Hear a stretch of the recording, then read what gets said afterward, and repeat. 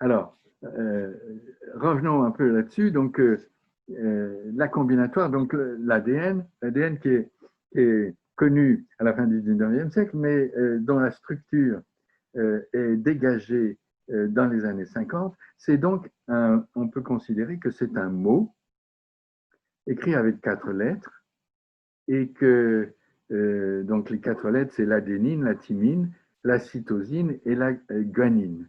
Ce sont les 4 nucléotides. Et donc, c'est un mot avec ces 4 lettres d'une certaine longueur. Bon, grosso modo, le premier chromosome humain, c'est 220 millions de paires. Donc, c'est un mot qui a la longueur bon, d'un livre, hein, d'un livre de 400 pages, on pourrait dire, grosso modo. Ouais. Voilà. Et Ouais. alors, je dis que les risques qui sont liés à la modification de cette inscription de l'hérédité ne sont pas probabilisables. Alors, ça, c'est une chose qui est parfois difficile à comprendre. Pour ça, il faut essayer d'étudier cette combinatoire. Au fond, ce que je dis, c'est qu'il n'y a pas de probabilité sur les risques de combinaison des nouvelles molécules avec l'existant. Ça n'est pas soumis à des lois de probabilité. Alors pourquoi? Eh bien parce que le plus simple, c'est de regarder ce qui se passe pour l'arithmétique. L'arithmétique, c'est une combinatoire dans laquelle simplifiée, dans laquelle elle est simplifiée à bien des égards. Elle est simplifiée d'abord parce que il n'y a pas de thermodynamique, il n'y a pas de catalyseur, il n'y a pas d'énergie, il n'y a pas de flux, mais il y a quand même une combinatoire et les énoncés. Alors évidemment, au lieu de synthétiser des molécules, on démontre des théorèmes. Le théorème, c'est un énoncé qui est un énoncé démontré, donc il faut penser ça comme une molécule qu'on est parvenu à synthétiser. C'est-à-dire par des étapes, on a réussi à synthétiser la molécule, comme par des étapes, on a réussi à démontrer le théorème. Et alors, et ben, pourquoi il n'y a pas de probabilité là-dedans? Ben parce que si tu prends l'hypothèse de Riemann, ben, l'hypothèse de Riemann, voilà, soit elle est fausse, soit elle est vraie, soit elle est indécidable, mais on ne sait pas. Mais il n'y a pas de probabilité là-dedans. Voilà, il n'y a pas de probabilité. Il se trouve que donc c'est une vaste affaire. Hein. Le phénomène de l'indécidable a été découvert d'abord en mathématiques. Et ensuite, on s'est rendu compte que la combinatoire de la biologie était d'une complexité telle qu'elle avait, elle aussi, cette phénoménologie de l'indécidable. Alors ça, il faut que j'en parle un peu plus de détail parce que c'est délicat à comprendre. Mais d'abord, quelques mots sur le fait que l'arithmétique, c'est beaucoup plus simple. Pourquoi c'est beaucoup plus simple? Eh bien parce que le contexte de la combinatoire de l'arithmétique, c'est la logique des prédicats. Et quand on fait de la combinatoire en arithmétique, on ne perturbe pas le contexte. Le contexte n'est pas perturbé. C'est toujours la logique des prédicats du premier ordre. Et donc, c'est beaucoup plus simple en arithmétique que ce qui se passe véritablement hein, pour la biologie de synthèse. La On ne biologie, oui. perturbe pas le contexte. Alors, eh bien, c'est une très jolie histoire qu'il faut quand même raconter. C'était à la suite de la conférence mathématique de Paris en 1900 que le grand mathématicien David Hilbert a énoncé ces 23 problèmes qui sont restés ensuite des grandes énigmes de l'humanité, qui sont pour beaucoup d'entre eux résolus maintenant. Et il pensait et il a écrit dans le compte-rendu de sa conférence qu'il pensait que les différentes conjectures en mathématiques tomberaient toutes les unes après les autres, soit d'un côté du vrai, soit du côté du faux. Il pensait que progressivement, évidemment, il fallait travailler, mais que progressivement, toutes elles tomberaient. Et il a cette expression, le mathématicien n'acceptera jamais un ignorabimus, c'est-à-dire le fait que nous ne On sache saurons pas. jamais. Ça, c'était en 1900. Ce qui s'est passé, c'est que 30 ans plus tard, on a démontré qu'au contraire, il y avait de l'ignorabimus, c'est-à-dire qu'il y a de l'indécidabilité il y a de l'indécidabilité, il y a de l'incomplétude, il y a des choses qu'on ne saura jamais. Et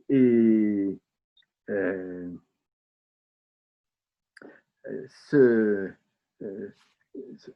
ceci, pas pour tous les systèmes mathématiques, mais pour les systèmes mathématiques qui contiennent l'arithmétique. C'est-à-dire ceux qui, ou presque, hein, il y a les logiciens ont peaufiné ça plus au détail, mais grosso modo, c'est ça. En dessous, quand on a des systèmes formels un peu plus simples, alors oui, Hilbert aurait eu raison. En particulier, si on prend l'arithmétique sans la multiplication, c'est ce qu'on appelle l'arithmétique de Presburger, à ce moment-là, oui, toutes les conjectures, elles finiront par tomber. Et c'est oui ou non pour chacune des conjectures. C'est complet, le système est complet. Pour l'arithmétique, non. Et donc, c'est assez intéressant parce que si on se reporte, nous, on essaye de, je parle à un philosophe, si on essaye de se reporter à ce qu'écrivait Bergson.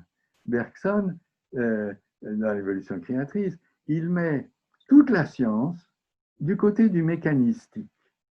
Hein, il appelle ça comme ça, le mécanistique. Et au contraire, la nature, pour lui, elle est créative. Donc, c'est pour lui un univers différent. Il fait une césure très forte. Très forte entre les deux. Oui. Alors, ben, c'est qu'en fait, Bergson, il s'est trompé. Il s'est trompé parce qu'il a fait la césure au mauvais endroit. Il a fait la césure en mettant toute la science d'un côté et la nature de l'autre. En fait, c'est pas ça. Il faut mettre l'arithmétique du côté de la créativité. L'arithmétique, il faut mettre la césure juste en dessous de l'arithmétique. C'est ce C'est-à-dire que tu disais, l'arithmétique sans tout ce qui est multiplication. faisable par un algorithme. Hein. Alors, si on parle d'algorithme, ce qu'il faut dire donc des résultats de 1930, hein, qui sont dus donc à Gödel, Church et Turing, ce qu'il faut dire, c'est que quoi? Eh bien, c'est que on peut démontrer des théorèmes par des algorithmes, par des ordinateurs. On peut démontrer. C'est-à-dire que si on part des axiomes, on part et on obtient des théorèmes et des théorèmes et des théorèmes. Seulement, on les obtient dans un ordre qui n'a pas de rapport avec leur sens. Et si on se donne un énoncé a priori, et si on pose la question, est-ce que c'est un théorème ou pas, là, il n'y a pas d'algorithme pour répondre à la question. Ouais, fondamental. Il n'y a pas d'algorithme pour répondre à la question. Et pourquoi? C'est parce que pour démontrer cet énoncé qui est donné a priori, il faut investiguer des chaînes démonstratives extrêmement longues, éventuellement beaucoup plus compliquées que cet énoncé. Et l'immensité de ces chaînes déductives est telle que la machine ne peut pas y parvenir. Et donc, on est forcé de travailler sur le sens des énoncés, comme on a toujours fait en mathématiques depuis les Mésopotamiens. Hein. Donc l'algorithme, Bergson, il aurait fallu qu'il mette la limite entre ce que peuvent faire les algorithmes et l'arithmétique. L'arithmétique, on ne la fera pas avec des algorithmes, n'est-ce pas? Et puis, en plus, la nature, il la voyait créative. En fait, elle est combinatoire. Elle est combinatoire. Donc, son souci était juste. Simplement, bon, alors, évidemment, il ne faut pas mal situé la césure. Il ne faut pas lui jeter la pierre parce que Hilbert, qui était un très très grand mathématicien, pensait comme lui quasiment, puisqu'il pensait qu'on pouvait avoir une méthode pour démontrer la non-contradiction de l'arithmétique. Et donc, Bergson pose bien le problème. C'est pas probabilisable et donc le risque qui correspond à la biologie de synthèse n'est pas un risque qui rentre dans la pensée habituelle des risques. La pensée habituelle des risques, les ingénieurs ont beaucoup réfléchi à ça. Il y a tout un corpus sur ce sujet qui est bon pour les ponts, les ouvrages, etc., avec beaucoup de pertinence. Mais là, c'est différent. Là, il faut accepter un ignorabimus. C'est-à-dire qu'il y a quelque chose qu'on ne sait pas et que peut-être on découvrira simplement lorsque ça va se faire. Je pense que, d'un point de vue philosophique, je pense que les molécules nouvelles, leurs propriétés, ne peuvent pas être non seulement connues, mais ne peuvent pas être énoncées comme des propriétés de ce petit bout de mécano en tant que telles. Parce que les propriétés elles seront découvertes en même temps que les combinaisons qui auront lieu avec des choses qui existent par ailleurs. Donc, c'est-à-dire que on ne peut pas dire, sauf évidemment pour des choses très très simples, mais sinon, il y a une sorte d'inconnus, comme des théorèmes qui sont inconnus, et on ne sait pas des énoncés qui sont inconnus, on ne sait pas si c'est des théorèmes. Alors revenons 30 secondes là, avec ce que tu as dit, ça permettra peut-être de mieux comprendre encore. Revenons 30 secondes au réductionnisme et au fameux algorithme du prétendu du vivant. Oui, oui, oui. Avec l'éclairage que tu viens de donner, est-ce que tu peux revenir à ta critique du réductionnisme? Oui, eh ben, c'est-à-dire que cette vision que j'ai jalonnée des noms de Fisher, Hamilton, Dawkins et Valiant, c'est un courant. D'ailleurs, je ne suis pas le premier à le critiquer. Hein. Déjà, Marcel Schutzenberger déjà critiquait cette façon de penser trop élémentaire, et en particulier à cause du contexte, n'est-ce pas? Le contexte, c'est au fond, si je prends mon analogie, ce sont les théorèmes déjà démontrés. Mais, voilà, les théorèmes déjà démontrés, c'est comme fait un étudiant. Hein, quand un étudiant, on lui apprend les mathématiques, on ne lui dit pas de recommencer depuis le début comme a fait Bourbaki. Non, on lui dit, voilà, ça c'est un théorème qui est démontré, vous avez le droit de l'utiliser. Ça c'est un autre théorème qui est démontré, vous avez le droit de l'utiliser. Donc, vous avez une sorte de boîte à outils ou de banc d'essai, ce sont tous ces théorèmes qui sont démontrés, vous pouvez les prendre comme s'ils étaient vrais. C'est la même chose avec les êtres vivants actuels. Les êtres vivants actuels, ils sont en quelque sorte, ils ont été fabriqués par l'évolution et la nature. Et effectivement, alors la question qui se pose, c'est que l'étudiant, en effet, il va se servir de ces énoncés par leur sens. Il va certainement pas essayer de démontrer un exercice en essayant toutes les combinaisons logiques à partir de l'énoncé. C'est complètement, ce serait complètement absurde et il n'y arrivera pas. Et donc, en fait, il va se servir du sens et de la culture pour faire avancer ça. C'est un peu ce que font aussi les biologistes quand ils sont dans une démarche prudente. Ça existe, la démarche prudente. C'est une démarche dans laquelle on essaye d'avancer avec précaution, avec tous les problèmes de confinement qui se posent, parce que, comme on vient de le dire, la question du contexte est tout à fait fondamentale. Et donc, quand une nouvelle molécule arrive dans une coupelle, alors, il faut voir si on peut la faire réagir avec un environnement tel qu'on le connaît, c'est-à-dire le cytoplasme ou le reste du noyau, etc. Et évidemment, la question se pose de savoir si elle peut aller dans un cadre plus large, un confinement plus large, ou bien si elle peut éventuellement être utilisée dans la nature, voire pour soigner. Donc, il y a tout un processus qui a tout de suite attiré l'attention des scientifiques sur la question de la prudence. Et donc, c'est les fameuses conférences d'Asil Omar et de Katagen, hein, qui sont on voit bien, des prises de conscience des biologistes sur les dangers qui peuvent apparaître, en particulier lorsqu'on touche à l'hérédité humaine. Mais ce qui me frappe, moi, on procède actuellement, si on fait une sorte de photographie de ce qui se passe dans les différents pays, on procède de façon tout à fait secrète, soit à cause du secret des entreprises et des brevets, soit à cause de pays totalitaires dans lesquels, en fait, même on n'est pas sûr que l'administration sache exactement ce qui se passe dans les labos. Ça a été le cas pour les deux jumelles qui sont nées en 2018. En fait, l'administration chinoise a dit qu'elle a puni le biologiste en disant qu'elle n'était pas au courant. Donc, en fait, elle était probablement, à mon avis, au courant.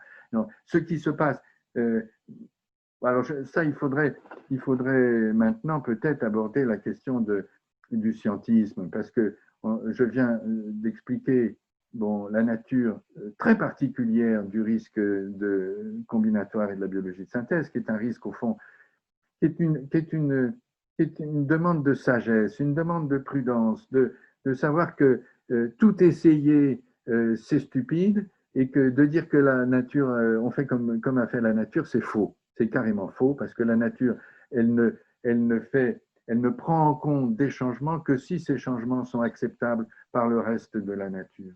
Et donc, ça, c'est un débat qui a eu lieu récemment à propos de la mutagenèse. La mutagenèse, hein, c'est un procédé pour faire des OGM qui consiste à provoquer des mutations par des moyens artificiels.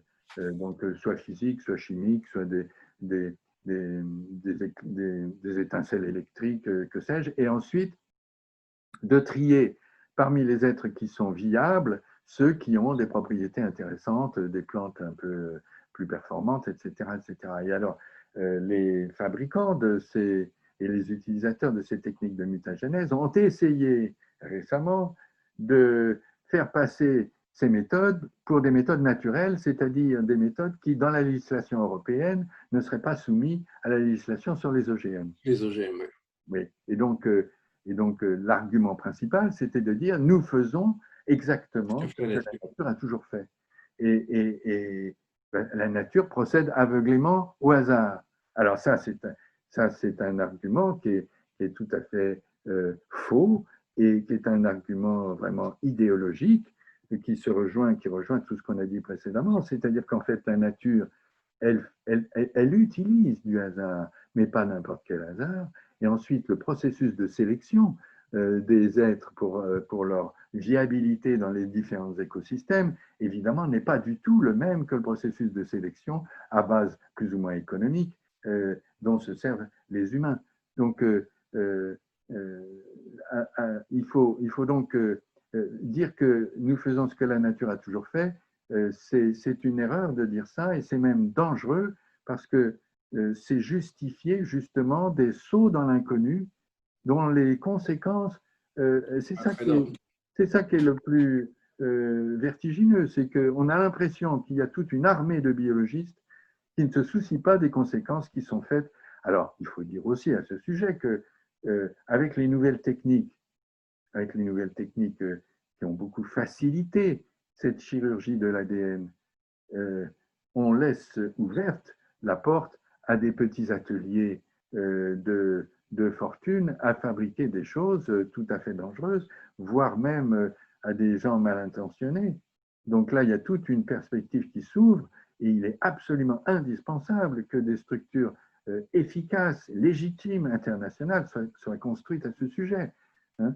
Donc, alors, ça relie peut-être, si tu veux, qu'on aborde la question un peu du scientifique. Non, justement, deux secondes là sur, si tu veux, sur la mutagenèse. En fait, on substitue au contexte de la nature et sa complexité qu'on n'épuisera jamais, on substitue quelques critères économiques, en fait. On substitue un contexte très pauvre et très artificiel. Oui. Quand on va retenir tel ou tel, si tu veux, produit de la mutagenèse. Oui, oui, oui. Sur ce débat, c'est très intéressant, parce que il y a ceux qui sont en faveur des OGM et ceux qui sont réticents ou contre les OGM. Ils se sont affrontés précisément sur cette question de la mutagénèse. Et des biologistes réputés ont fait valoir que il fallait d'une certaine façon considérer que l'intention n'était pas la même, et que l'intention des choses qui sont faites par les hommes est une intention scientifique.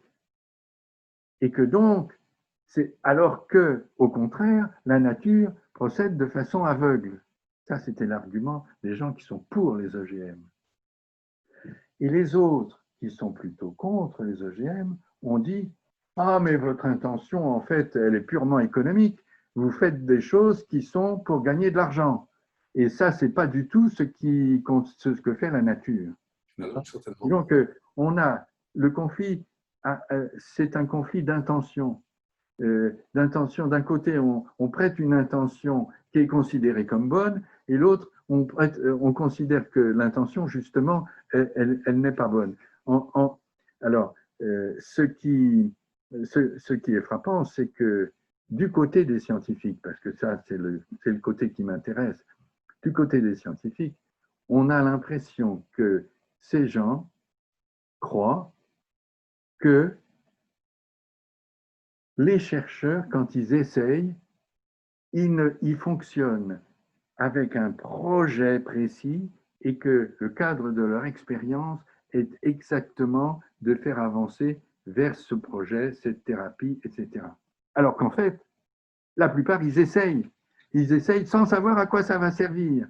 Et d'ailleurs, des grands biologistes l'ont dit. En biologie, on essaye et on regarde ce que ça fait.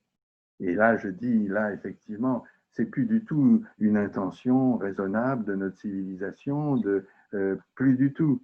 Et en plus, les scientifiques qui défendent ces méthodes pour fabriquer des OGM, ils oublient que c'est un cafouillage complet, une médiocrité des cadres institutionnels dans lesquels tout ça se passe. C'est n'importe quoi. Il y a plein de pays où on ne sait pas ce qui se passe. Il y a plein de firmes dans lesquelles on ne sait pas ce qui se passe. C'est une médiocrité totale. La communauté scientifique des biologistes, c'est quelque chose qui n'a pas du tout de fondement par rapport à ce qui se passe réellement. Donc, voilà, je pense qu'il y a effectivement, ça pose, j'y reviens, ça pose une question du scientisme. C'est tout à fait. Et donc, alors, allons sur cette question du scientisme, puis après, pour finir, on reviendra à l'idée de la relation homme-nature que tout ce que tu viens de dire dessine. C'est très important. Mais passons au scientisme. Le scientisme, oui, parce que c'est tout à fait frappant, parce qu'il y a un certain nombre de choses qui ont été dites il y a exactement 50 ans. Et que maintenant, nous y sommes vraiment. Donc, c'est en 1970 que Grothendieck dénonce le scientisme comme une nouvelle religion. La seule religion, il écrit, la seule religion qui ait poussé l'arrogance jusqu'à prétendre n'être basée sur aucun mythe, quel qu'il soit, mais sur la raison seule, et jusqu'à présenter comme tolérance ce mélange particulier d'intolérance et d'amoralité qu'il promeut. Non, ça mérite d'être cité.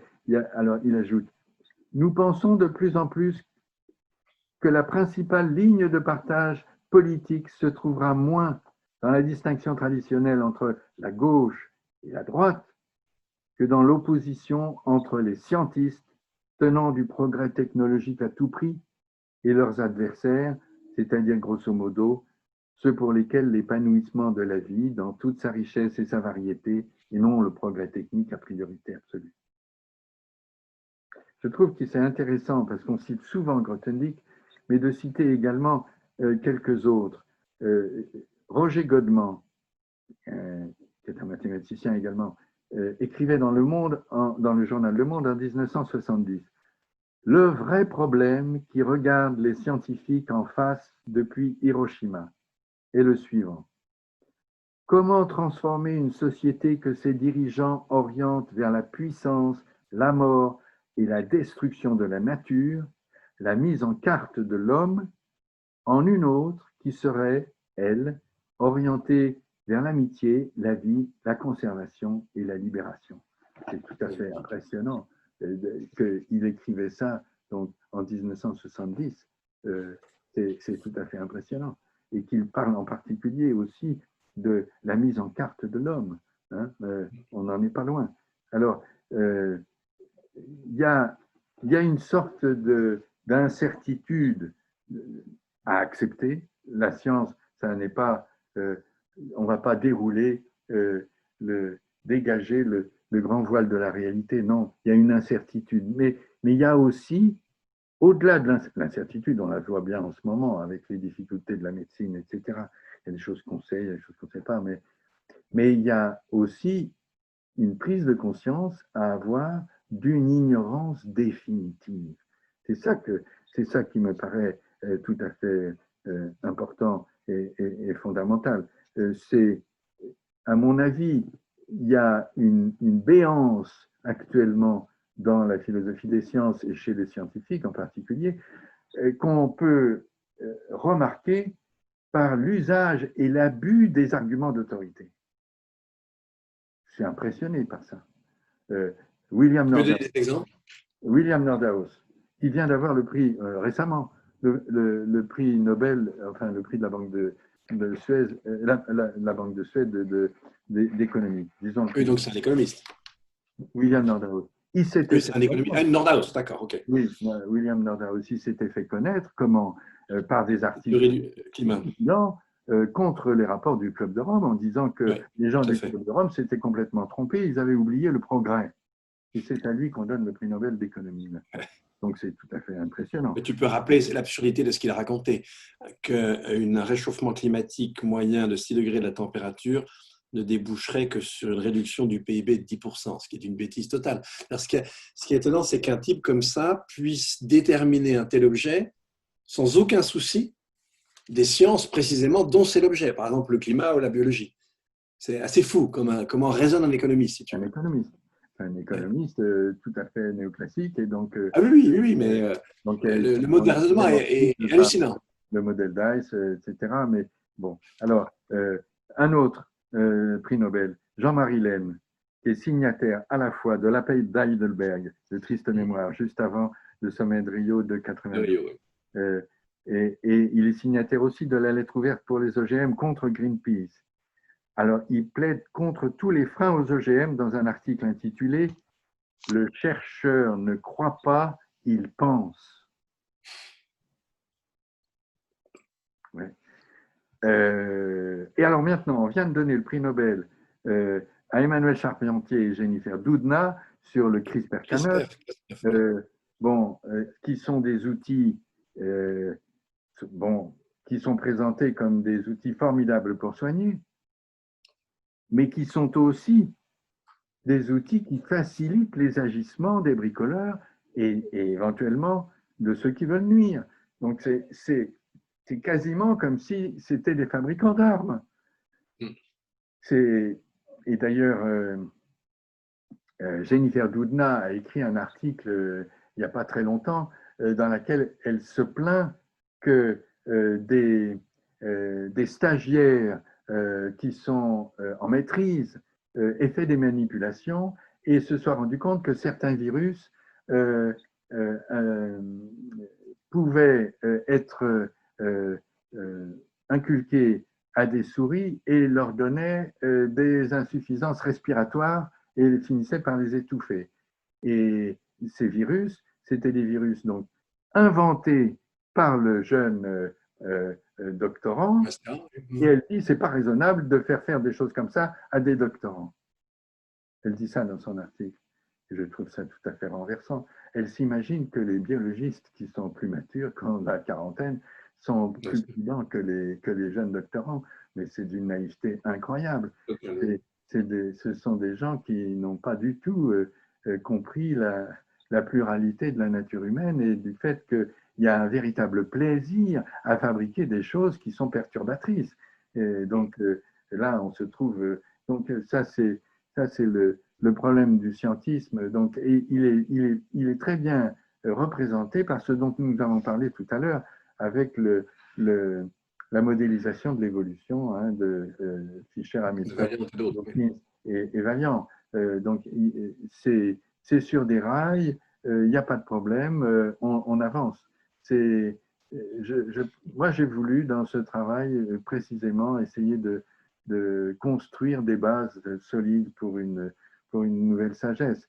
Restera évidemment tous les problèmes politiques et organisationnels qui sont évidemment considérables. Ils sont énormes. Et justement, avant d'aborder cette nouvelle sagesse, parce que là, on en a jusqu'à la fin des temps, mais ce qui est intéressant aussi dans ce que tu montres là, c'est que ça éclaire un peu le statut de l'humanité dans la nature. Et ça éclaire justement les difficultés dans lesquelles on est. C'est-à-dire qu'en fait, on s'aperçoit que la somme de nos moyens techniques aboutissent à une perturbation majeure de la vie sur Terre par différents biais. On a le climat, on a l'effondrement des populations vivantes, on a la déplétion des ressources, etc. C'est-à-dire que, en fait, si on regarde de manière générale par rapport à la biosphère, on peut dire que, en gros, l'essentiel de nos techniques exerce un effet perturbateur extrêmement puissant.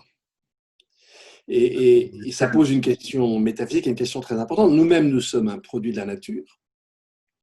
Comment se fait-il que parmi tous ces produits de la nature, nous soyons le seul dont, de façon quasi systématique, en tout cas dans le cas de la civilisation qui est la nôtre, les seuls dont les agissements soient presque par principe négatifs. Alors, on voit qu'on a des domaines où on arrive à agir autrement. Si tu prends la différence, enfin l'opposition entre, par exemple, l'agriculture dite conventionnelle, c'est d'ailleurs une très mauvaise expression, et puis l'agroécologie de manière générale, on a là, dans un cas, au contraire, une agriculture qui se soumet et qui essaye d'utiliser la complémentarité propre et interne aux écosystèmes. Et on a justement une agriculture qui, comme tes généticiens de tout à l'heure voulaient fonctionner avec 6 au lieu de 4 lettres, eh bien, crée un monde artificiel. La monoculture, ça n'existe pas. Ça n'est qu'une production humaine. Mais comment expliquer qu'on ait cette faculté et que, quand même, elle ne se soit exprimée que dans son aspect extrêmement négatif? Ce qui me semble, c'est que quand on regarde l'histoire des sciences et des techniques, il me semble que bon, il y a toujours eu certains aspects certainement d'imprudence, de, de, de conquête et voire de destruction de la nature, parce que les hommes ont pensé la nature précisément telle que je la présente, c'est-à-dire comme une entité qui sait des choses que nous ne savons pas. Et à cet égard, lui ont prêté un pouvoir bien supérieur à celui qu'elle a. C'est-à-dire que quand on est en face d'une entité qui apparemment sait des choses qu'on ne sait pas, on se dit, bah, c'est comme quand on joue à des jeux de. Et ce qui s'est passé, c'est que les humains lui ont prêté même un pouvoir divin. La nature a été déifiée et on l'a prise pour beaucoup plus forte qu'elle n'était. Parce que dans toute l'histoire disons, jusqu'au 19e siècle, la révolution industrielle, la nature a toujours été bon, d'une sorte d'infinie puissance et que l'homme, là-dedans, essayait voilà, de résister, de lutter, etc. Et puis, il y a eu un renversement au XXe siècle, un renversement, et je pense que un renversement capital, c'est la découverte du fait que les êtres vivants sont de nature combinatoire. Et ça, je pense que c'est vraiment la plus grande révolution scientifique de tous les temps. C'est bon, alors il y a des raisons historiques qui le font comprendre, il y a toutes sortes de conjonctions, bien sûr, la facilité et le fait que l'informatique se répande, tout ça a facilité ces idées de pouvoir maintenant faire comme avant, c'est-à-dire que l'homme s'approprie les choses au fond sans savoir vraiment ce qui va se passer, en suivant une quasi-providence. Ça, il me semble que, bon, tu me contrediras pas là-dessus, c'est que il me semble qu'en effet, le scientisme prend très nettement ses sources dans une pensée religieuse de la providence. C'est-à-dire que quand on analyse les choses un peu au détail, avec des étapes historiques, on se rend bien compte qu'il y a toujours sous-jacent une certaine providence, c'est-à-dire que les choses s'arrangeront. Mais ça, moi, je dis volontiers que Dieu encourage, mais ne répare pas les dégâts. C'est-à-dire que les années 50, la découverte de la nature combinatoire du vivant, c'est quelque chose de totalement nouveau vis-à-vis duquel nos méthodes, nos façons de penser, notre attitude, nos structures sociales doivent changer. Parce que nous découvrons la nécessité d'une nouvelle prudence, que la nature, elle est très fragile et que si on se retrouve uniquement avec des êtres vivants de bas niveau, nous n'arriverons pas à survivre. Un peu en guise de conclusion, en fait, ce que tu dis, si tu veux, de la combinatoire de l'ADN et de la nature et de son expérience, l'effacement de cette expérience, etc., le fait qu'elle c'est quelque chose auquel on n'accédera jamais d'une certaine manière, ça, ça montre que le pouvoir de la combinatoire humaine des biologistes aujourd'hui, il ressemble un petit peu, peut-être d'une manière générale, c'est une sorte d'analogue de tout ce que nous enseigne l'histoire des sciences. C'est-à-dire que si on regarde la situation dans laquelle se trouve la planète, c'est précisément parce qu'on a disposé de moyens puissants, de connaissances qui étaient fermes, mais qui étaient en même temps extrêmement partielles. Et on a utilisé toutes ces connaissances comme si elles n'étaient pas partielles. Or, elles le sont. Et d'où les résultats qui sont surprenants. Et on est en train de faire rigoureusement la même erreur avec la biologie de synthèse. On a des outils puissants, mais sur un fond cognitif qui est extrêmement limité. Et on fait comme si la puissance se substituait à la connaissance et comme si elle était connaissance. Or, elle est une puissance. Tous nos savoirs nous ont donné une puissance, mais sur un fond de compréhension extrêmement limité, qui renvoie d'ailleurs avec, au fondement des sciences, qui est le raisonnement analytique. Est-ce qu'il n'y a pas une situation qui est assez générale dans, si tu veux, cette puissance que nous confèrent les sciences et les techniques? Le moins qu'on puisse dire, c'est qu'elle est indéniable, mais qu'elle se traduit, pas en toute chose bien sûr, mais de façon globale plutôt par une négativité, une destructivité sans nom, qui conduisent à la situation dans laquelle on est. Et encore une fois, le scientisme, c'est l'attitude qui consiste à complètement durcir ça. Et donc, comme tu viens de le dire, le scientisme, il va substituer à l'absence de connaissances, au caractère incertain et partiel, surtout partiel de nos connaissances, cette idée de providence. OK, on ne sait pas Oui, tout, mais de toute façon, ça s'arrangera. oui, c'est ça. On peut toujours essayer, on verra bien. Voilà. C'est une Et tu forme sais que c'était le forme propos de du premier brouillon. président du Comité consultatif national d'éthique, j'ai oublié son nom. Il disait, ben voilà, on va avoir une période où on va faire tout et n'importe quoi, et ensuite, nos connaissances arrangeront les dégâts que nous aurons produits. Oui, C'est oui, mais exactement ça. ça, c'est d'une naïveté incroyable. Oui, C'est oui, mais c'est une se naïveté qui relier à est un liée à ce scientisme corps. de base. Si tu veux, c'est là qu'on voit la très grande différence entre les scientifiques à propos de la nature et du climat qui n'ont pas été écoutés et l'attitude des scientifiques en biologie actuellement. Il est certain ils ont, pour la plupart, organisé les choses d'une façon telle que il laisse aller euh, tout un discours euh, certainement stipendié, c'est-à-dire un discours qui est plus ou moins favorable aux affaires des laboratoires biologiques. Mais je voudrais citer le magazine Science et Vie en 2016, il n'y a pas longtemps. C'est pas longtemps, Il ouais. a fait un long article à propos de CRISPR-Cas9. La Avec fameuse méthode, hein, de cision avec des génétique. illustrations, faisant une présentation scientifique. Et je cite les têtes de chapitre. Optimiser les gènes pour doper les individus, entre guillemets, rien ne sera plus facile que de modifier les gènes qui régulent nos muscles et nos globules rouges. Soigner toutes les maladies, même des maladies non génétiques comme le cancer et le sida, pourraient être traitées par des cellules mutées. Éradiquer les espèces nuisibles, corriger le patrimoine génétique de toute sa descendance, inventer de nouveaux animaux de compagnie, etc. Ressusciter des animaux disparus, sauver les espèces en danger. Alors ça, c'est dans une revue grand public, pour les enfants, pour les jeunes, Ouais, c'est effrayant. pour les jeunes.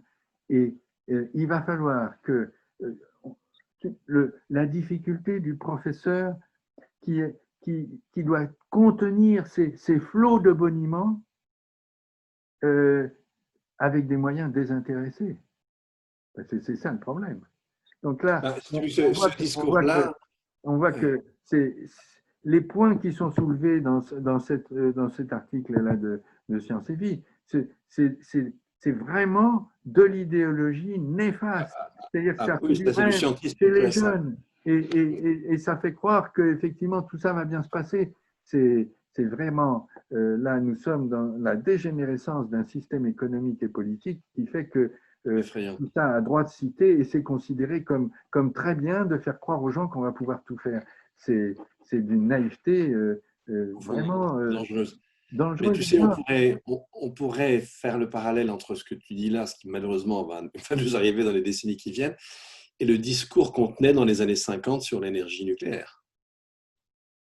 Oui, alors l'énergie nucléaire, Pareil, c'est c'est analogue. maintenant, Ça allait résoudre tous les problèmes, genre, ça allait c'est offrir le bonheur infini de l'humanité, pour etc. camoufler plein de problèmes. On s'est dit, on a une équation de mécanique quantique, et donc l'équation, elle est éternelle, on la connaît, elle est belle, elle ne s'abîmera pas. On va appliquer cette équation, et hop, sauf que, sauf qu'il y a des résidus, sauf qu'il y a des déchets, sauf qu'on ne sait pas défaire les centrales nucléaires, sauf qu'il y en a dans des pays où il y a de la corruption, donc on est embringué dans cette affaire du nucléaire, mais le nucléaire, il n'y a pas les problèmes de la combinatoire. C'est-à-dire que d'une certaine façon, c'est un tout petit peu plus simple dans la mesure où les rayonnements, on peut les mesurer et les dangers autour de Tchernobyl, on peut mettre des compteurs Gégère, on peut voir ce qui se passe. Il y a une sphère, d'une certaine façon, la nuisance, on la voit, on la connaît. Et c'est bon, la volonté de puissance des groupes humains qui font que ça se perdure, mais la combinatoire biologique, là, il y a un phénomène, une difficulté supplémentaire qui est due au fait que on ne voit pas. Il faut reconnaître qu'on ne saura pas. Il y a de l'ignorance définitive. Et moi, je pense qu'il y a, il y a quand même une démarche scientifique. Je pense que la prudence, c'est aussi une affaire scientifique. On a besoin de savoir, de science pour faire de la bonne prudence. Et ça, c'est très intéressant. À cet égard, moi, je suis tout à fait comme je suis d'accord avec ce que disait Hans Jonas à propos des craintes des intéressés, c'est-à-dire de transformer les craintes subjectives en craintes des intéressés qui portent sur le collectif et qui portent sur l'humanité. Sauf que Jonas, il se plaçait à un point de vue métaphysique. Moi, je crois que c'est très concret. On peut travailler ce problème de l'émergence d'une interprétation par des craintes et faire que cette crainte, elle devienne un terrain scientifique et prenne la place d'une crainte désintéressée. On peut tout à fait le montrer, par exemple, sur l'histoire du prion. Lorsque la vache folle, etc., on se demandait si c'était une bactérie, si c'était pas une bactérie, etc. Et on voit que la crainte a fait susciter finalement progressivement. Mais on le voit encore mieux à propos du permafrost, par exemple. Quand on regarde l'histoire du permafrost jusqu'à maintenant, on voit très très bien ce travail qui a été fait pour transformer finalement des craintes qui au début portaient sur essentiellement des problèmes de fondation, de fissures et de tuyaux dans les parties qui gèlent ou qui dégèlent dans le nord des différents continents, et qui maintenant est devenu toutes sortes de préoccupations très précises sur le réveil des bactéries du permafrost, sur Tout à fait. la génération de méthane, sur toutes sortes de choses qui sont effectivement des préoccupations collectives. Alors, cela dit, pour une fois, je vais te contredire. Moi, je pense que le travail que tu as fait, c'est pas à proprement parler directement un travail scientifique. Tu as fait un travail de réflexivité sur une science en prenant appui sur d'autres, à commencer par les mathématiques. Et donc, tu l'as dit tout à l'heure, quand on fait des maths à un excellent niveau, il y a une forme de réflexivité, c'est-à-dire qu'on va tenir compte du contexte, on va chercher le sens, etc. Mais on va le faire pour déboucher sur un résultat mathématique. Là, toi, tu as fait l'exercice sur la biologie en jouant sur des contextes différents, mais pas du tout dans le but de faire avancer la biologie. C'est absolument pas ce que tu as fait. Tu l'as fait dans le but de montrer que le fait de ne pas tenir compte de notre ignorance pouvait produire des résultats extrêmement dangereux. C'est-à-dire que justement, tu as mis en relation un certain savoir biologique avec un contexte plus large, par une démarche réflexive, très informée scientifiquement, et c'est très différent. C'est-à-dire que, bien sûr, il y a une espèce de passage continu entre la réflexivité interne à une discipline et une réflexivité qui en sort. Mais ta prudence, elle n'est là, tu n'arrives à la fonder et tu n'arrives à la construire que parce que tu es sorti d'une réflexivité purement biologique. Et c'est ça qui est très Non, bah, important. je suis complètement d'accord. Je suis complètement d'accord. Et Oui, mais c'est fondamental. ouais, c'est tout à fait fondamental. Mais on Mm. revient à cette petite, tu sais, la phrase de Jean-Marie Laine, le chercheur ne croit pas, il pense. Il pense. Oui, mais Heidegger avait déjà réfléchi sur cette question. Et il s'était rendu compte que bon, la science, en fait, n'avait pas les moyens de penser sa propre direction et sa propre gouverne, en quelque sorte. Ça, ni la science ni la technique. Donc, c'est tout à fait ce que tu dis. Mais là-dessus, je suis complètement d'accord. En effet, sur ma démarche, ce que je voulais souligner, c'est que la prudence, c'est aussi un terrain que les scientifiques, peut-être.